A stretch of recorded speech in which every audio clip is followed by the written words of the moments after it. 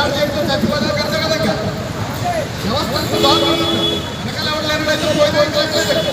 ఇలాంటి దుర్మార్గంటే ముగ్గురిని పంపించారు మేము దాడికి ముగ్గురిని పరిగెట్టించారు 10 మందిని పంపించారు 10 మందిని పరిగెట్టించారు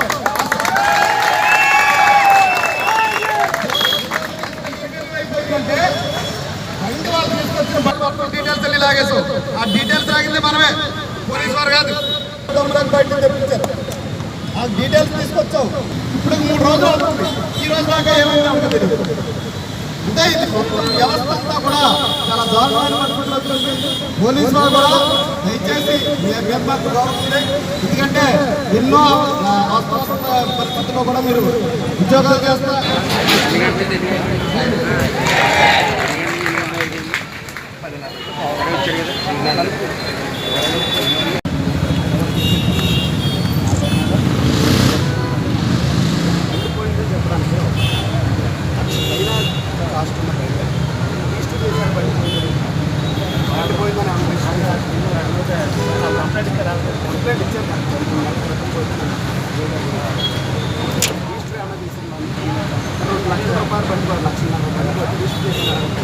ఇదంతా వెహికల్ తెలుస్తుంది పట్టుకొని తీసుకొచ్చి విచారణ చేస్తే వాటికి ఎప్పుడు దొరికాయి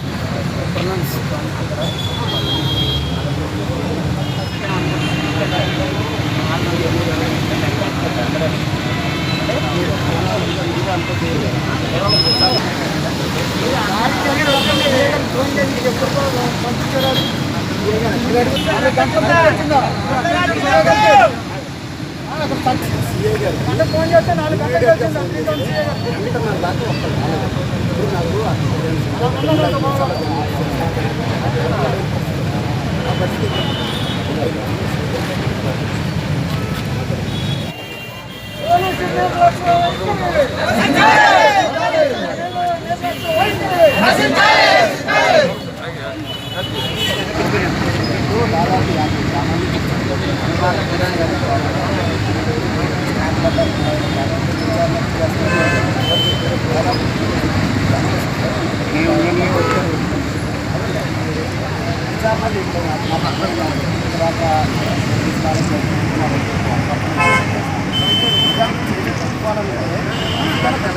Salma.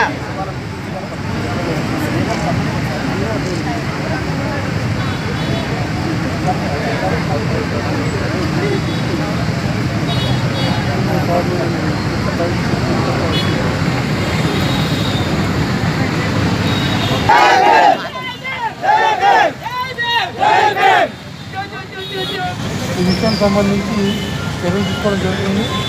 ఈ విషయాన్ని పై ఆఫీసర్ తీసుకెళ్ళి తక్షణమే న్యాయం కింద అప్పటి వరకు ఏం తీసుకున్నారు మాకు అందరికీ తెలియదు కదా సార్. మా అంటే చాలా దూరం నుంచి వచ్చాం. ఏం జరిగింది ఏంటో తెలియదు. అందరిని కొట్టారు మాకు అది తెలియాలి. ఇప్పుడు వరకు కూడా 1:30 వరకు కూడా పంపించలేదంట. అంటే కొట్టే చచ్చిపోయినా సరే రారా అంటే ఇంకా ఎప్పుడు చూస్తారు సార్? ఇంకా సిఐ గారు రాలేదు ఇప్పుడు లొకేషన్లోకి. అవును సార్, అంటే నాయకులకి చేస్తారని మాట్లాడుతున్నారు. న్యాయాలు ఎవరికైనా సరే న్యాయం చేయాలి కదా సార్. అలాగే ఎలా కుదురుతుంది మాకు? ఇంక మాట్లాడేవాళ్ళని పట్టించుకోరు. ఇంక అప్పుడు న్యాయం మాకు న్యాయం ఉండదు సార్. సమాన న్యాయం కావాలి మాకు. లేదు సార్, ఎక్కడ జరుగుతుంది న్యాయం? ఇప్పుడు సిఐ గారు ఎక్కడ ఉన్నారు? ఇక్కడ వచ్చి చనిపోయిన తర్వాత అయినా సరే వచ్చి చెప్పలేదు. ఇది సెకండ్ టైం నిర్లక్ష్యం అవుతుంది. మొదటిసారి దాడి జరిగిన వెంటనే చేస్తే 1:30 దాకా ఎవరు రాలేదు. ఇక్కడ దాదాపు 50-60 గ్రామాల నుంచి ఇక్కడికి రావడం జరిగింది. సిఐ గారు లోకల్ పర్సన్ చెప్పి రావడానికి ట్రై చేయాలి. ఇక్కడ మనం కూడా కంటిన్యూ నిరసన చేయాలని అనుకుంటున్నాం.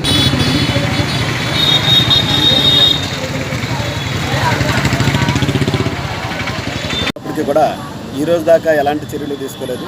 రాజకీయ ఒత్తిళ్ళే లేకపోయి ఉంటే ఈ పాటికి వాళ్ళందరినీ కూడా లోపలేసి పరిస్థితి. ఇది కావాలని కుట్రపూరితంగా చేసిన పనే. ఇలాంటి విష సంస్కృతి, దాడులు చేసి దాడులు చేసే సంస్కృతి ఎవరికి ఉందన్నది మనకు అందరికీ తెలుసు. రాజానగరం నియోజకవర్గంలో నేను చేస్తున్న ఈ యొక్క కార్యక్రమాలకి ఎస్సీ, ఎస్టీ, బీసీ పార్టీలన్నింటినీ చైతన్యవంతం చేసి వాళ్ళందరినీ ముందుకు నడిపిస్తున్న నాయకత్వంలో వాళ్ళంతా ఏకమవుతున్న పరిస్థితుల్లో వాళ్ళ పీఠాలు కదిలిపోతున్నాయని చెప్పి భయపడి నా మీద నిస్సిగ్గుగా దాడి చేయడం జరిగింది.